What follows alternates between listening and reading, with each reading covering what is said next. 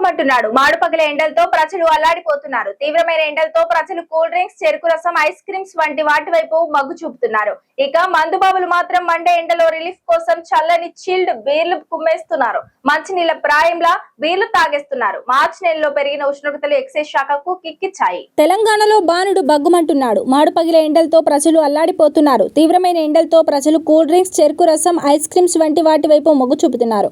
ఇక మందుబాబులు మాత్రం మండే ఎండల్లో రిలీఫ్ కోసం చల్లని చీల్డ్ బీర్లు కుమ్మేస్తున్నారు. మంచినీళ్ల ప్రాయంలా బీర్లు తాగేస్తున్నారు. మార్చి నెలలో పెరిగిన ఉష్ణోగ్రతలు ఎక్సైజ్ శాఖకు కిక్కిచ్చాయి. వేసవి తాపాన్ని తట్టుకోవడానికి మందుబాబులు ఎక్కువగా బీర్ల వైపు మొగ్గు చూపడంతో మార్చి నెలలో బీర్ల విక్రయాలు భారీగా పెరిగాయి. గతేడాది మార్చిలో 39.05 లక్షల కేసుల బీర్లు అమ్ముడవగా ఈ ఏడాది ఆ సంఖ్య ఏకంగా 30% వృద్ధి చెందింది.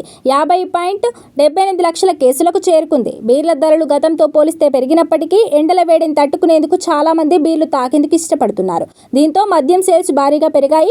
మరోవైపు ఇండియన్ మేడ్ ఫారిన్ లిక్కర్ విభాగంలో విక్రయాలు స్వల్పంగా తగ్గుముఖం పట్టాయి. గత ఏడాది మార్చిలో 31.46 లక్షల కేసులు అమ్ముడవగా ఈసారి 30.67 లక్షల కేసులకు పడిపోయాయి. అంటే సుమారు 2.5% తగ్గుదల నమోదైంది. విక్రయాల పరిమాణంలో మార్పులు ఉన్నప్పటికీ ప్రభుత్వానికి వచ్చే ఆదాయం మాత్రం గణనీయంగా పెరిగింది. గత ఏడాది మార్చిలో 3,126 కోట్లుగా ఉన్న మద్యం విక్రయాల విలువ ఈ ఏడాది 11.49% వృద్ధిని నమోదు చేస్తూ 3,485 కోట్లకు చేరింది. ముఖ్యంగా ఆర్థిక సంవత్సరం చివరి రోజైన మార్చి 31న మద్యం విక్రయాలు ఆకాశాన్ని తాకాయి.